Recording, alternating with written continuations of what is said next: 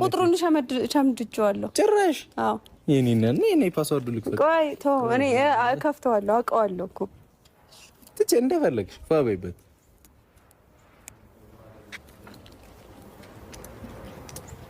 ምን እንዴት ያለ ማየት አይቀር አጠፋዋለሁ። እስቲ ነይ ዙሪ። ቆይ ነይ ሄላ ወይ ውዴ እንዴት ነክ? አላው እንኳን አደረሰክ። ነይ ምሳ እዚህ መታችሁ ምናምን እየረበሽን ነው ብላሻለሁ። የጸጥበይ እየረበሽን ነው። ባቂ ዝም ብላ ትለበልባለች። ምላሳም እኮ ነው። ታውቂያት የለ ያምሃል እንዴ? ኧረ ዝም በያት በእናትሽ። ወይ ወደዛ ሄደሽ አውሪ እንጂ አውሪ ብለኸኝ አይደል እንዴ? ሰጠኝ እሷ ከደበራት ወደዛ ሄደሽ አውሪ። ኧረ ዝም በያት በእናትሽ። ማናት? ኩራተኛ ናት እኮ በጣም የሆነ ጥብር ትላለች። አይ አራት አስቢ። ለሷ ደግሞ ችግር የለውም። ኧረ ቢሆንም እኔ ግን ብዙ ያስተማረኝ ትምህርት ቤቴ ነበር። እማ ስሚኝማ፣ አንቺ ለኔ ደራሲ ብቻ አይደለሽም፣ ራስሽ ምርጥ መጽሐፍ ነሽ። እመኚኝ እማ። ቤተሰብን መርጦ ደግሞ መወለድ ቢኖር እንኳን ደግሜ መወለድ የምፈልገው ካንቺ ነው። እናቴ፣ ጓደኛዬ፣ በጣም ወድሻለሁ። ኑሪልኝ። ሰላም መስከን ደህና ነህ? እኔ ሃይሚ ምን አይነት ስራ ነው የምትሰሪው ግን? በማለት እንዴ ሰዓት ነግረኝ ማዘር። ሰርፕራይዝ። ሰላም ማዘር። ሰላም ነን። እንዴት ነው? ደህና ነኝ። በቃ ሳትነግረኝ ነይ ብላ መጣችኝ አይደል? አዎ ልጅ እኮ ለሰው ነገርኳት። ነገረችኝ እኮ። ሰላም እንዴት ናችሁ? ለሱ ጭራሽ አልነገርኩትም። ማሚ ጤናዎት እንዴት ነው? ሰላም ነው። እግዚአብሔር ይመስገን። አንተ እንዴት ነህ? ይመስገን። ደህና ናችሁ? ደህና ነን። ደህና ነን። ደነገጥኩ ሳይ። አንቺ ግን ሃይሚ ምን ያስደነግጣል? አይ ካሜራ ኖሮ ማዘር መታ ቢያንስ ቀርም ካሜራ ትፈራለች፣ ታይደፋር አይደለች፣ ታስቸግራለች ካሜራ። እኔ ይሄ ካሜራ ብቻ አታምጡብኝ ትላለች። ካሜራ ጀርባ ደግሞ ፏ ነው በቃ ትቀልዳለች። እንደ ጋሽዬህን አይደለም እኔ። ጋሽዬ ከባድ ሰው ነው። ከባድ ሰው ነው ጋሽዬ። በቃ ከዘመኑ ተፈጥሮዬም በቃ ተፈጥሮዬም ዝም ማለት ነው።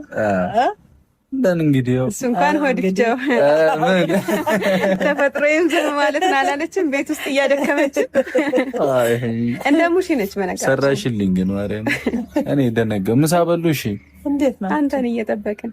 እሺ ካንተ ጋር እኔ ምን ልበልሽ ሃይሚ፣ አሁን እንደዚህ አስደንግጠሽ ጠርተሽኝ እኮ ግራ ገባኝ። ያው ለእንትን እኔ እንጃ እንዴት እንደሆነ ሰርፕራይዝ ላድርግብኝ። መታወቅ አፈልግም ነበር። ተገናኝተናል እኮ ሰርግ ቤት ላይ ግን ደግሞ ያው እንደዚህ በትውውቅ ምናምን እንደዚህ አይደለም። በሩቁ ነው እንዲህ ካሜራ ኖሮ ምናምን ደግሞ ከባድ ነው። አይ ያው ሰዎች ብዙ የኛ ፋሚሊዎች ደስ ይላቸዋል ብዬ አስባለሁ። ከመሄዳችን በፊት ያው ፋሚሊዎቻችንን ብናስተዋውቅ አይሻልም ብዬ። አይ ጥሩ ነው። እኔ በጣም ተሰምቶኛል። አሁን ዛሬ ባንቺ ፊት ልናገር ነው የመጣሁት እና እኔ ተሰማኝ። በቃ ልጁ እኔ ነኝ። ጋሽዬ ግን በቃ ፍቅር ቀነሰብኝ። ከብሩክ ጋር ነው አይተሻል። የሆነ ጊዜ ደግሞ አስፈራርቶሻል አንቺ። አዎ በጣም ትንሽ ማዘርንም እንግዲህ እስቲ እንወርሳለን ብለናል። ኧረ ነው እንደዛ ከሆነ እኔ በቃ አዋጅ ነው የማውጀው። ጋሽዬንም እናቴንም ተቀምቻለሁ ብዬ በማይክሮፎን እንደዚህማ አይሰማሽ። መሰማት እኮ የለብሽም አይደል? ማለት አዎ ልክ ነው። ለሁሉም ይካፈላል። ፍቅር እኮ አላቂ አይደለም። ይሰማኛል። ሰው ነኝ እኮ። አይ የኔንም ማዘር ወስዳለች። ማዘር የሆነ ቀን ምን እንዳላት ልንገርህ ጋሽዬ። የሆነ እየተነጋገሩ ነበርና ከዛ አንቺ እባክሽ አትጨቅጭቅኝ፣ እኔ ካልሆነ ብሩኬ ወስዳለሁ ብሎኛል፣ ከአንቺ ጋር እዚህ አልጨቃጨቅም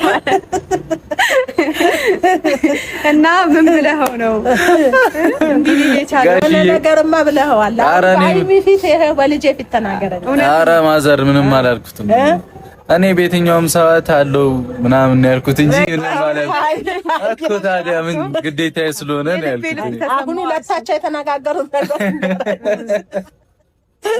ጋሽዬ አስፈራራን እኮ ሄድላችኋለሁ ብሎ እኔማ አላለያይም ከማዘር ጋር ጋሽዬ እንደዛ አለ። እኔ ሄድልሻለሁ እንደውም ብሩክ ወስዳለሁ ብሎኛል። እዛ አዲስ አበባ ሄድልሻለሁ አለ ማለት ነው። እና ያስፈራራናል በአንተ ብቻ በቃ ቤት ውስጥ። በተረፈ ደህና ናቸው? ደህና ነን ማዘር። ቤተሰብ ሁሉ ደህና ናቸው? ሁሉ ሰላም ነው። ፏ ነው ማዘር። እርሶስ እንዴት ነው? ጤናዎት ምናምን ደህና ነው? ደህና ነው እግዚአብሔር ይመስገን። ዋናው ጤና ነው። እንግዲህ በስንት ትግል ነው ያመጣችኝ። ስራ ነበረብኝ ከቤት እንግዳ አለብኝ ነይ ብላ ዛሬ ነይ ከኔ ጋር ነሽ አለችኝና እናቶች ጋር እኮ ስራ ይበዛል። ሁላ እኮ ኦዲየንስ ሁላ እየተናገረ እኔን እየተናገሩኝ ነበር። ምንም በማላውቀው እኔ እንጃ ለምን ማዘርን ከማዘር ጋር ይዛት አመጣም ይሉኛል። ይሄ ልጅዬው እሷ እኔ አንተ ልጅ ነህ እንደዛ። አይ ግን ያው ባለመብት ነው እንትን እላለሁ። እንግዲህ እግዚአብሔር አምላክ አንተ እድሜው አለምን እስከ መጨረሻ እንድትበላ በቃ እውነቴን። አሁን የእናቴ የባለቤቴ እናት አሉ በቃ አሁን ወደ 120 እንዲህ እንደውም አልተያዘም እንጂ ወደ 130 እንዲገባሉ የሚል ሐሳብ አለኝ። አሉ ግን በህይወት እየሄዱ ነው። የእድሜ ባለጸጋ እንደዛ የእድሜ ባለጸጋ ያርግልህ። አሜን። ይሄን ነው እኔ በቃ አሉ በህይወት አሁን እኔ ቤት ይመጣሉ።